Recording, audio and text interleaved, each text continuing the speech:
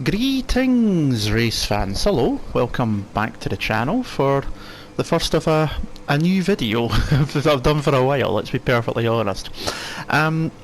So based on a previous track guide I done on Project Cars 2, which is still getting views and comments even today, which is amazing, I decided, hey, I've started doing Scotlaps over the last season and a half on AOR. And I've started doing pre-recorded ones for this season AOR, so I thought, why don't I do a much more in-depth version on my channel? So that's what we're going to do. So what we're going to do first of all is we're going to take it nice and easy, and I'm going to point out. Now I'm going to point out like sort of like braking points, reference points, things like that. Now these aren't ideal. Perfect because I'm not the fastest person in the world, but I have luckily watched a lot of good drivers over the years. So the first corner, you're probably braking somewhere around here, so we just went by, if we just back it up a little bit. So you got this break in the wall here, so you know you're about to get ready to brake. And then you want to start braking about here. You won't see it much, but probably there. That bit in the road would be a brake point, about 75 metres basically. And then your turning point, what you ought to do with the turning, so we go nice and slow. You can use a lot of curb. You want to get to about this. This is kind of where you want to be on the curb. And you want to just use that so you can just straighten the wheel out as quickly as possible off the exit, because you're then going to need it through too. You can use a bit of this curb here if you need to, through two, and then again on the exit here a through two as well. So that's 1 and 2, that's kind of where I would aim in that sense, through there. DRS would be open down here as we come down towards turn 3, and this in a race, if you're doing like league racing or anything, is probably one of your best overtaking points. Now up there you can see it just there as the braking board 100 metres in there. You've got the bit where it tells you the flag. That's what I use as my reference point coming into turn 3. Come down the gears, so it's around about 80 metres, and the reason for that is that when you're coming down the gears here, you're coming down to maybe second gear, third. It's very easy to lock up, and I'll quickly go back up to third and then fourth and try and keep it to the right hand side. The marker board again, don't need to brake here for turn 4, but I'll use that as a reference to start my turning. And I'll just let it run wide over the curb. 5's easy enough, totally flat out, keep it as minimal steering as you possibly can. And as we come up through towards turn 6, 7 and 8, and again this break in the wall is roughly where I'll start braking, about 75 metres again. You can possibly push it closer to the 50 metre mark if you've got the confidence. And a bit like turn 1, you can use a lot of inside curb to open the corner up and then just sort of straight line it out across here. You might just catch a tad of grass here, but you just want to keep the wheel as straight as possible through the curves of 7 and 8, and then just let the car drift out to the outside up towards 9. Now for turn 9, this is a tricky one as well, that break in the wall there is generally where I'll start braking. Probably in about 7th gear, I'll bring it down to about 3rd normally. And you can use a bit of the curve, you've got to watch that sausage curve on the inside. Again, it's all about just straightening the line out so you got the best possibility coming down here. You've got the lake to the right hand side now through this long curve towards what is turn 11. Now this is quick when you're doing a fast lap. You're probably going to do a dab of brakes at 50, and then not long after that you're going to be turning in, and you can cut a lot of the curb here just like that. So obviously going to push you out wider, and then again through the second part you can use a lot of curb, but you need to be careful because this curb here does like to spit you out if you're not careful. You can gain or lose a lot of time through that section of track there. DRS one more time, down towards what is turn 13, another decent overtaking point, and again I'll probably brake about 75 metres, and it's a bit trickier this one, so we just back up a little bit. This one's a bit trickier to get a braking reference because there's the 100-metre board and there's nothing in between that's kind of obvious, but if you look over to the right hand side there, you can see just that orange block. Not far after that, is it like I start braking about there, like move my foot to the brakes there, and it means I'm getting on the brakes at the right time. And again, this one probably about third or fourth gear. Use a bit of curb on the inside. You want to try and use as much as you can on the exit. Up to here, this one's a tricky one. The brake in the wall's probably where I'll start turning. I generally downshift to 5th through here, but I do know people who can go through it in 6 pretty flat out. And then the final corner is braking at the 50. I'll bring it down to 2nd. I'll use a bit of the curb on the inside. While I'm doing that, I'll bring it up to 3rd.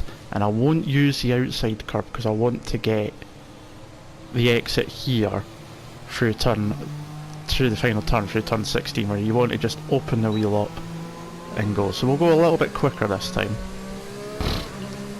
Not quite to full speed, but we'll just go through it one more time.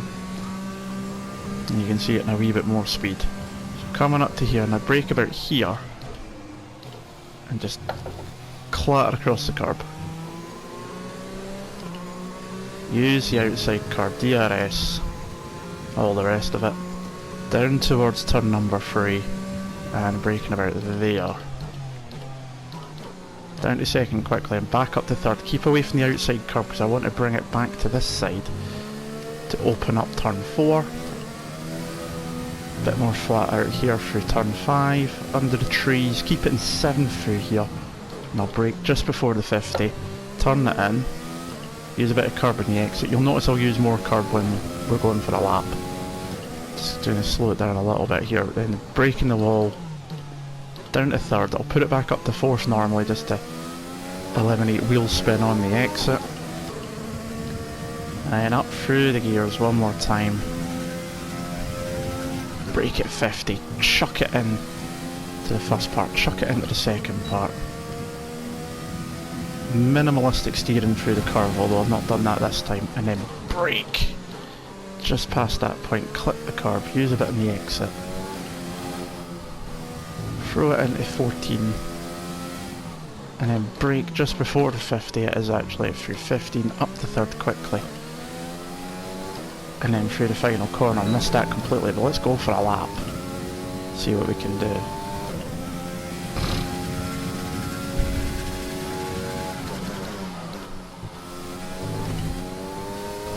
Oh, hey. And the very first lap I do a crash. Always enjoyable. That's the problem, you see.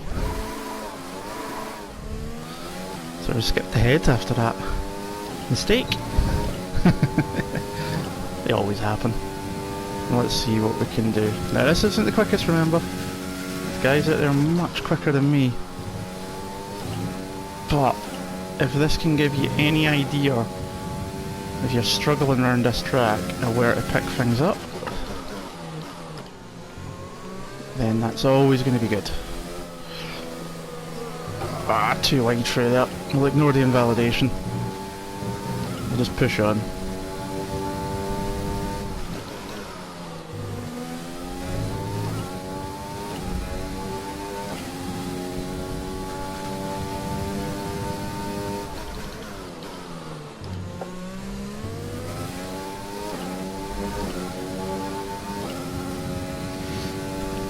Up to the fast chicane, this is the fun part. See just how much you can cut that curb there if you get the cornering right. These poor guys are really, really good at doing that. Just knowing exactly how far to push.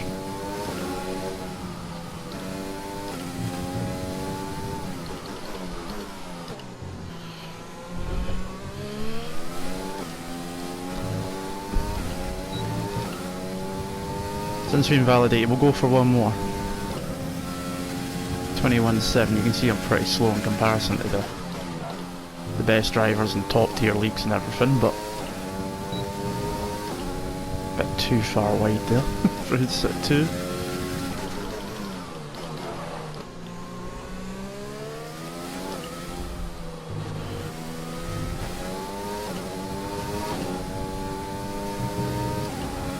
It's pushing too hard. Missed the curb there, could have gained a 10th. Still did, but could have gained another 10th.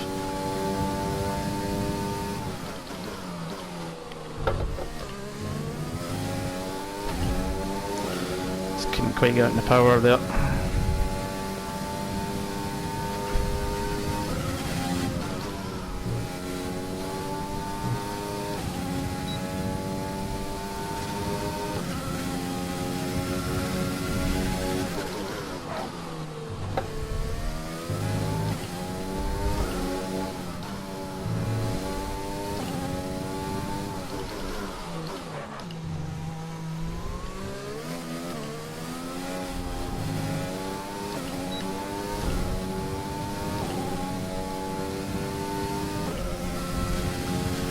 There we go, that's Melbourne. That is Albert Park. And, you know, the top drivers can easily get into 16s, I think, 17s. I've seen crazy times around here. But those that are really good know exactly where to brake. They've got the time to put the practice in, go for it properly, but me, I commentate more. And when I do race, I race on Project Cars too, not F1. But I still like the idea of these laps, so...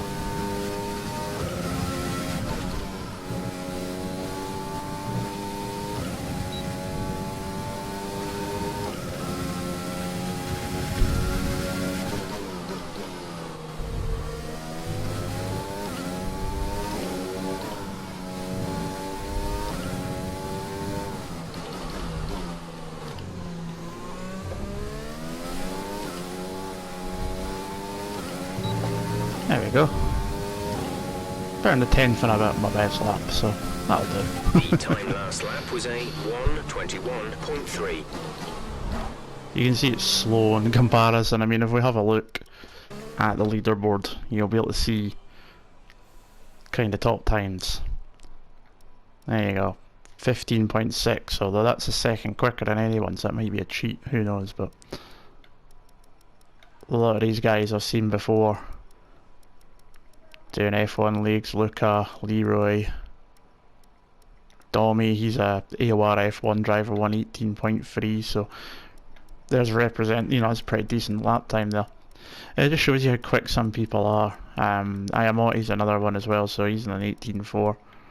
Loads and loads of good drivers in here, so that's Melbourne.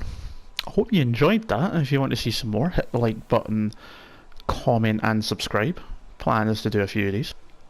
But until next time, thank you very much. My name is Andy Campbell, and I'll see you again soon. Ta-da!